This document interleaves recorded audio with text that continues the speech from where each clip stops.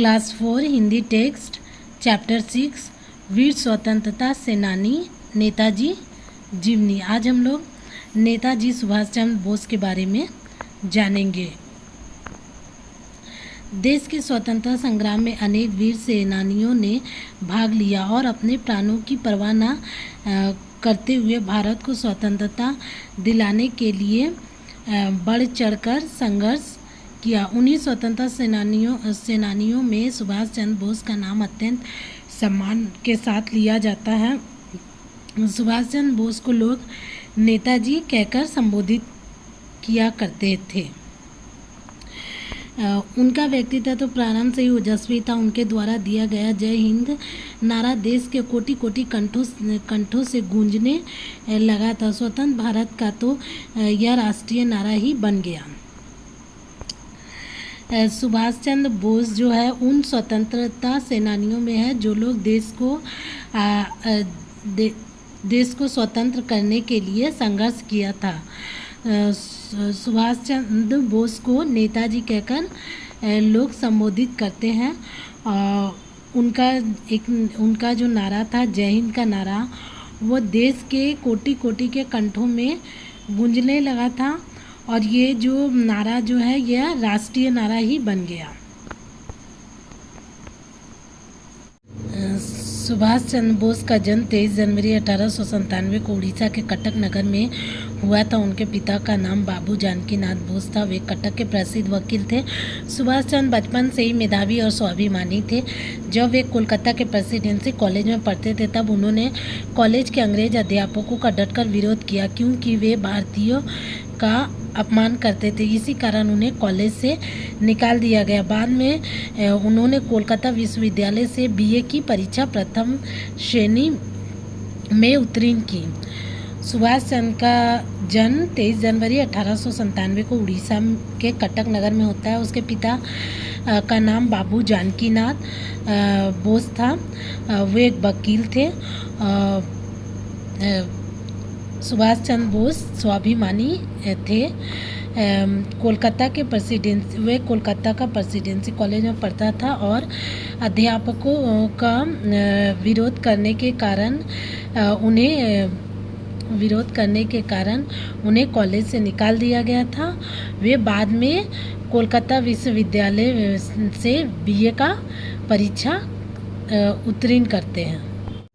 सुभाष चंद्र बोस के पिता की इच्छा थी कि उनका बेटा आईसीएस होकर सरकारी नौकरी में उच्च पद प्राप्त करे, किंतु सुभाष चंद्र के हृदय में भारत माता के प्रति अगाध प्रेम हिलोरे ले रहा था। फिर भी पिता की इच्छा को पूरा करने के उद्देश्य से वे परीक्षा देने के लिए इंग्लैंड गए और केवल 8 महीने की पढ़ाई के बाद उन्होंने यह परीक्षा उत्तीर्ण कर ली, किंतु वे अंग्रेजों की गुलामी नहीं करना चाहते थे। इसलिए उन्होंने आईसीएस से इस्तीफा दे दिया और भारत लौट आए। सुभाष चंद्र बोस के पिता का इच्छा था कि उसका बेटा आईएएस की पढ़ाई करके सरकारी नौकरी में रहे, लेकिन उन्होंने यह परीक्षा 8 महीने में पूरा करके उत्तीर्ण किया। लेकिन उनको अंग्रेजों की गुलामी नहीं करना था, इसलिए वह आईएएस से इस्तीफा दे दिए और फिर वह भारत लौट आया। उस समय भारत में महात्मा गांधी के नेतृत्व में स्वाधीनता आंदोलन चल रहा था। बंगाल में देशबंधु चित्तरंजन दास का बड़ा प्रभाव था। सुभाष चंद्र उनसे बहुत अधिक प्रेरित हुए और उन्होंने उनको अपना राजनीतिक गुरु बना लिया। सुभाष चंद्र बोस ने उनके साथ मिलकर प्रिंस ऑफ वेल्स के भारत आगमन का विरोध किया। उन्हें बंदी बना लिया गया और जेल में डाल दिया गया। वे 6 महीने बाद जेल से बाहर आ पाए। सुभाष चंद्र बोस जो है वह गांधी जी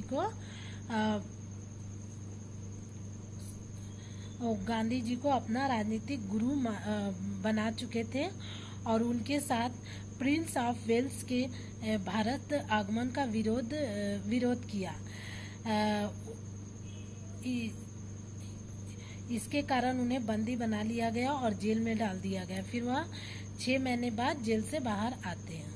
धीरे धीरे सुभाष चंद्र बोस का राजनीतिक प्रभाव बढ़ता गया और उनकी गिनती कांग्रेस के प्रमुख नेताओं में होने लगी। सन 1938 में उन्हें कांग्रेस का अध्यक्ष चुन लिया गया। 1939 में वह पुनः अध्यक्ष चुने गए, किंतु गांधी जी से मतभेद होने के कारण वे कांग्रेस से अलग हो गए। उन्होंने फॉरवर्ड ब्लॉक नामक एक अन्य दल की स्थापना की। उन्हें अंग्रेज सरकार द्वारा फिर से बंदी बना लिया गया। सुभाष चंद्र बोस का धीरे धीरे राजनीतिक में और प्रभाव बढ़ता गया है। उनका जो गिनती वो कांग्रेस का प्रमुख नेता में होने लगा। 1938 में कांग्रेस का अध्यक्ष उनको चुन लिया गया था। गांधी जी से मतभेद होने के कारण वे कांग्रेस से अलग हो जाते हैं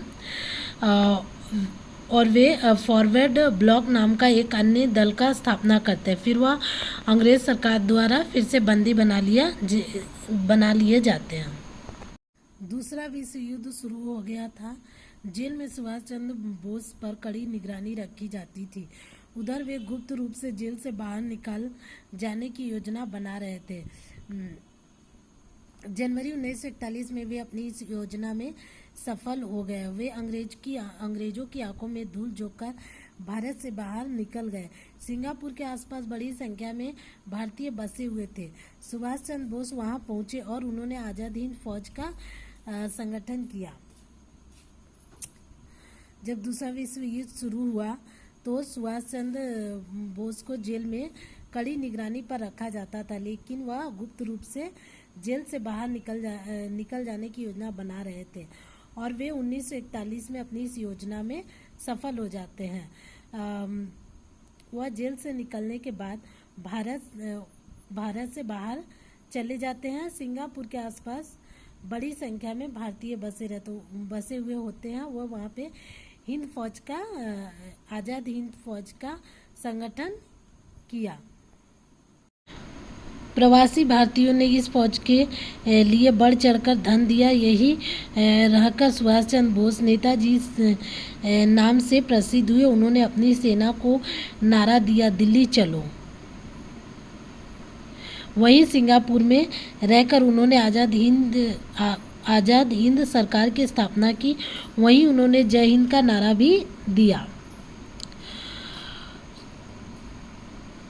यहीं पर सिंगापुर इस गठन आज़ाद हिंद फौज के गठन के बाद ही सुभाष चंद्र बोस जो है नेताजी के नाम से प्रसिद्ध हुए और वे भारतीयों को दिल्ली चलो का नारा दिया।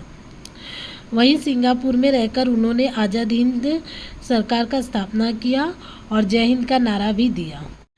आज़ाद हिंद फौज ने अंग्रेज सरकार के विरुद्ध अनेक मोर्चों पर युद्ध किया। उनकी सेना बर्मा, म्यांमार की ओर से कई जगह भारत की सीमा में प्रवेश करने में सफल रही। उन्होंने वहां पर तिरंगा झंडा फहराकर आज़ादी की घोषणा भी की। उन्होंने कहा, तुम मुझे खून दो, मैं तुम्हें आज़ादी दूंगा। किंतु ईश्वर को यह मंजूर नहीं था। वे बहुत लंबे समय तक भारत माता की सेवा करते रहे और स्वतंत्र भारत का रूप अपनी आंखों से देखे। 18 अगस्त 1945 को एक हवाई यात्रा के दौरान उनका विमान दुर्घटनाग्रस्त हो गया और वे भारत माता को स्वतंत्रता दिलाने के लिए संघर्ष करते हुए सदा के लिए इस संसार से विदा हो गए। सन 1997 में नेताजी सुभाष चंद्र बोस का जन्म शताब्दी मनाई गई।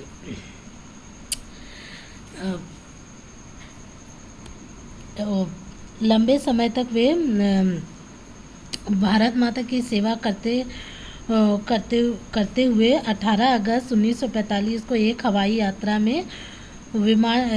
हवाई यात्रा के दौरान विमान दुर्घटनाग्रस्त होने के कारण उनका देहांत हो जाता है और वे इस संसार को हमेशा के लिए विदा देते हैं। और सन 1997 में नेताजी सुभाष चंद्र बोस की जन्म शताब्दी मनाई गई। समस्त भारतीयों ने भारत माता के इस वीर पुत्र को अपनी श्रद्धांजलि अर्पित की। वे भारतीयों के हृदय में सदा अमर बने रहेंगे और वे सुभाष चंद्र बोस जो है अपनी बहादुरी, अपनी वीरता के कारण हमेशा के लिए भारतीयों के हृदय में अमर बने रहेंगे। क्लास 4 हिंदी टेक्स्ट चैप्टर 14 शिष्टाचार निबंध। शिष्टाचार का अर्थ होता है अच्छा व्यवहार, जिसके बारे में हम लोग आज पढ़ेंगे। बच्चों, शिष्टाचार का अर्थ है शिष्ट आचरण। शिष्ट का अर्थ अच्छा, आचरण का अर्थ है काम करने का ढंग अथवा व्यवहार, अतः अच्छे व्यवहार को शिष्टाचार कहते हैं। विनम्रता शिष्टाचार की पहली शर्त है। हमें अपने माता पिता और शिक्षकों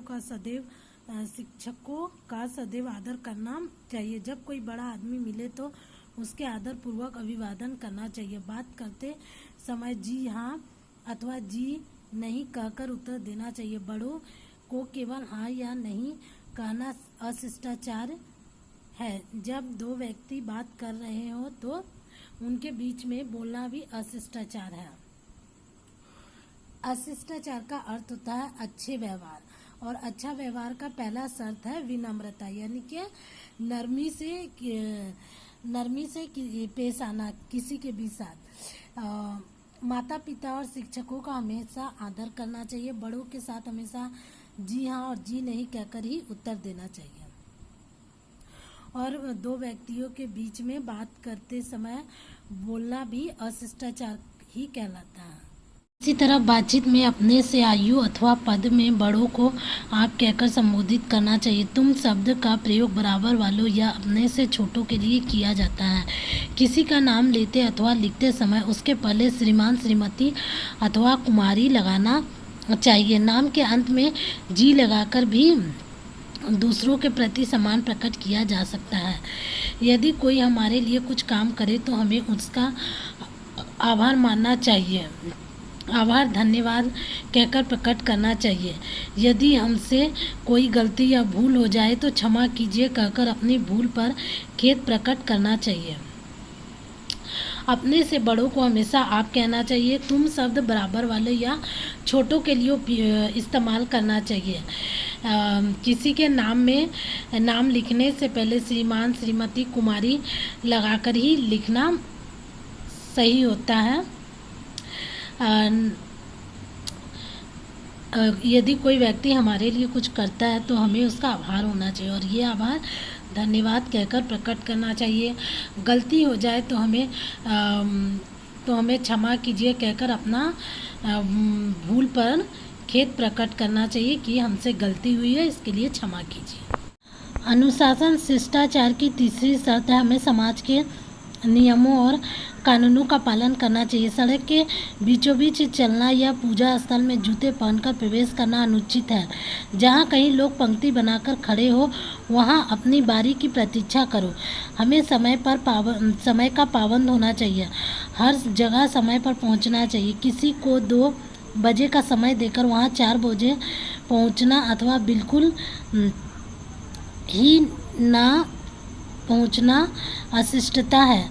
इस प्रकार किसी की खिल्ली उड़ाना भी अशिष्टता है। पीठ पीछे किसी की निंदा या बुराई करना भी अशिष्टता है।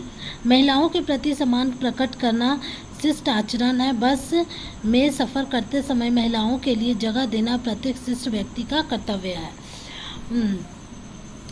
शिष्टता का तीसरा शर्त अनुशासन है। हमें समाज का नियम का पालन करना चाहिए। सड़क के बीचों बीच या पूजा के जगह पर हम लोग को जूते पहनकर प्रवेश नहीं करना चाहिए, और सड़क के बीचों बीच हमें नहीं चलना चाहिए। कहीं लोग पंक्ति बनाकर खड़े रहते हैं तो अपना प्रतीक्षा का इंतज़ार करना चाहिए, अपनी बारी का प्रतीक्षा करना चाहिए। हमें कहीं भी समय पे पहुंचना चाहिए, समय का पाबंद होना चाहिए। किसी को समय देकर बेसमय जाना अशिष्टता की पहचान है। महिलाओं के प्रति सम्मान प्रकट करना शिष्ट आचरण है। बस में सफ़र करते समय महिलाओं के लिए जगह देना शिष्ट व्यक्ति का ये कर्तव्य होना चाहिए। शिष्टाचार और सहनशीलता का अटूट संबंध है। सहनशील व्यक्ति स्वभाव से ही शिष्ट होता है और असहनशील व्यक्ति अशिष्ट। यदि हम असहनशीलता पर काबू रखें, दूसरों की बात सहानुभूति के साथ सुने और उनकी बात मान ले तो यह शिष्टता है। गुरु नानक देव जी ने इस बारे में बहुत ही पते की बात कही है। एक ने तानी दूजे ने मानी, कह नानक दोनों ज्ञानी। सच तो यह है कि जो व्यक्ति शिष्टाचार का पालन नहीं करता वह मनुष्य कहलाने योग्य नहीं है। शिष्टता सभ्यता की निशानी है। शिष्ट आचरण करने वाला का सब जगह स्वागत होता है।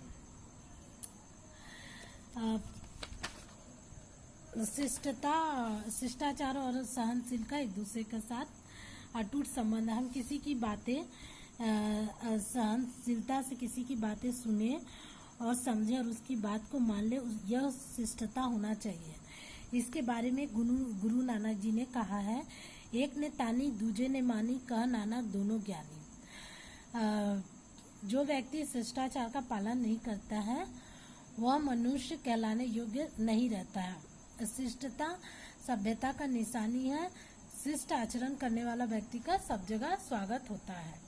नम्रता केवल वाणी में नहीं बल्कि व्यवहार में भी होना चाहिए। बड़ों की परवाह न करना, उसके सामने ठाके मारकर हंसना और उनसे जिद करना अशिष्टता है। किसी के व्यक्तिगत या निजी जीवन में दखल न देना शिष्टता की दूसरी शर्त है। किसी व्यक्ति से उसका वेतन या आय पूछना अशिष्टता है। बिना पूछे दूसरों की चीज़ें छूना अथवा दूसरों की निजी पत्र पढ़ना भी अशिष्टता है। किसी के घर या कमरे में जाते समय दरवाज़ा खटखटाना चाहिए और पूछना चाहिए, क्या मैं अंदर आ सकता हूँ। बिना दरवाज़ा खटखटाए और बिना पूछे अंदर घुस जाना अशिष्टता है। हम लोग को अपने व्यवहार में भी विनम्रता होना चाहिए। बड़ों के सामने ठाके मारना, हंसना, जिद करना, ये सब अशिष्टता की पहचान है।